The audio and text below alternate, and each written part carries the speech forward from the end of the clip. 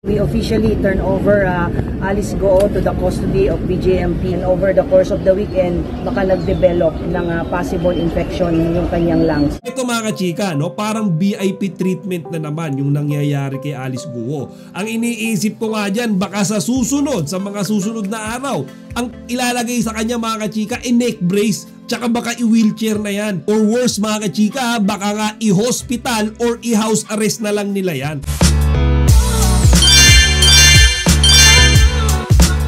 Magandang araw mga kachika, Rigel po ulit ang inyong Chika Patrol. Bago tayo magsimula mga kachika, inaanyahan ko muna kayo mag-subscribe dito sa ating munting channel para palagi kayo updated sa mga latest at nagte-trending ng mga showbiz balita. Marami ang nadismaya sa ginawang pag-i-special treatment na naman kay Alice Goo mula sa PNP Custodial Center sa Campo Crame papunta sa Pasig City Jail ngayong araw. Ngayon, para sa mga hindi pa nakakaalam mga kachika, nung nakaraang linggo kasi ay naisipan ni Alice Goo na mag-bail doon sa mga kaso niyang graft. So nagbayad siya mga kachika ng around 540,000 para piyansa niya mga kachika doon sa mga graft charges na inihain sa kanya.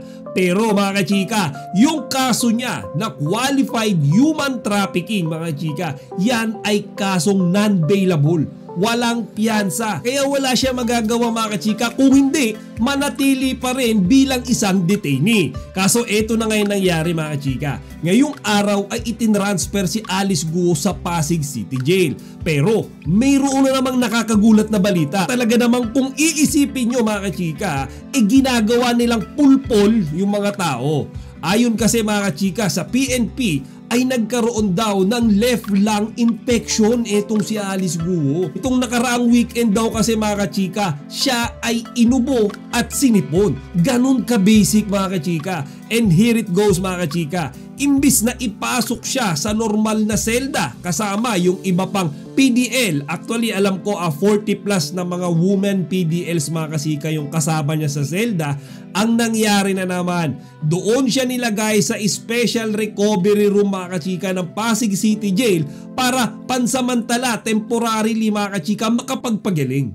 Yung kanyang medical po last Friday cleared naman po.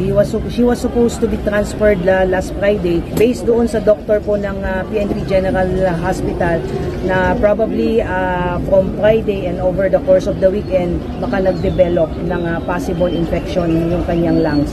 So we declared it ng mga doctors, and it will be the disposition now of the BJMP on how to treat this possible Di ba mga kachika nakakatawa yan?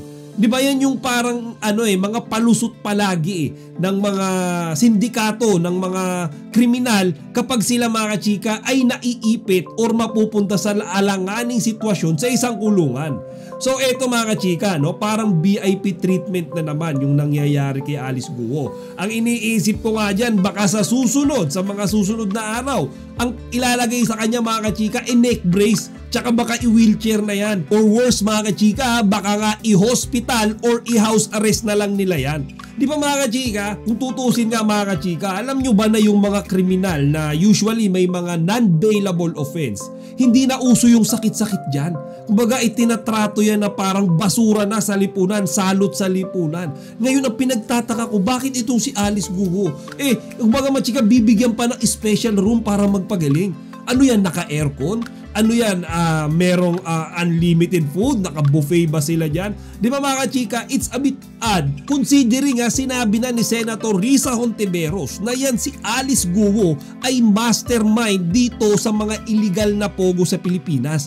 Kumbaga mga kachika, isa yan sa mga leader, mga pinuno ng mga pogo na kumikitil ng buhay, maraming buhay, ng torture ng mga tao doon sa mga pogo hub nila. Ganun kalala. Tapos eto mga kachika, si Alice Goo naging VIP pa pagdating sa Pasig City Jail. Ako mga kachika, sa totoo lang base dun sa mga hearing na napanood ko sa kamera, etong si Alice Goo sinasadya niya talagang magpakulong lalo na particular na doon sa PNP Custodial Center sa Crame.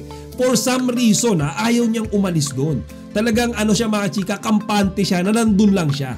Kaya siguro nung nilipat siya dito sa Pasig City Jail mga kachika, wala na yung kapit niya, wala na yung protection niya, yung talagang tight na protection niya. Kaya siya kabado mga kachika. Ayun nga, nagkaroon bigla ng lung infection, kaya ngayon nandun sa isang special recovery room para magpagaling. Di ba mga chika, hindi tayo mga pulpul, alam natin yung mga ganyang kalakaran. Di ba mga chika, ganyan naman yung mga ginagawa ng mga di ba, kriminal, yung mga mayayaman, mga bilyonaryo, kapag sila ay nahuhuli na, bigla na lang nagkakasakit, biglang gagamitin yung karamdaman nila kuno para matakasan yung parusa ng batas. And I don't think mga kachika na yung sisi ay dapat natin ilagay sa PNP dito sa pangyayaring ito or dito sa usaping ito. Kasi feeling ko yung PNP sumusunod lang yan to someone na nasa taas nila. Kumbaga mga chika, hindi gagawa yan ng ganyang pag-VIP treatment kung walang nag-uutos sa kanila sa taas na malamang sa malamang mga kachika tumanggap ng bayad mula dito sa mga pogo na ito or baka direkta mula kay Alice Guo. Hindi imposible yan mga kachika. Naalala nyo ba sinabi or ipinagtapat ni Panfilo Lacson na inoperan daw siya ni Alice Guo ng 1 billion pesos para linisin yung pangalan niya. Kumbaga 1 billion pesos, tanggalin mo lahat ng kaso, lahat ng mga crime na isinampa sa akin dito sa Pilipinas. Ganon kalaki yung ino-offer ni Alice Guo. Kaya dito sa mga pangyayaring ito mga kachika, sinusubaybayan ko siya and hindi na ako magugulat kung sa mga susunod na araw nga ay mas lalala pa itong sakit ni Alice Guo. Posible to mga kachika na baka ma-hospital to. Lalo na at alam naman nating lahat na ngayon na yung inilalaban ng mga abogado niya mga kachika ilagay dito si Alice Guo sa isang safe and comfortable na location kung saan siya pwedeng i-detain, kung saan siya i-detain. O dahil nga dyan sa Pasig City Jail mga kachika, dun sa pagde-detainan sa kanya dapat kasama niya 40 na women PDLs, hindi komportable dyan mga kachika. Kaya ang ginawa, ayan, biglang nagkasakit. And para doon sa mga tao na knowledgeable mga kachika, hindi uto-uto, alam naman nating lahat na yung sakit-sakita na yan ay isang malaking kasinungalingan lamang. Kaya sana mga kachika, etong si PBBM ay maamoy etong mga posibleng protektor ni Alice Guo dyan sa taas. Kasi mga chika, once na makita yan, maispatan yan ng ating Pangulo, panigurado mga kachika, yan si Alice Guo ay hindi magkakaroon ng buhay na parang reyna sa loob ng selda. O siya mga kachika, hanggang dito na lang muna. Sana huwag nyo kalimutang ilagay ang inyong mga opinion dito sa comment section. Chika Patrol signing out!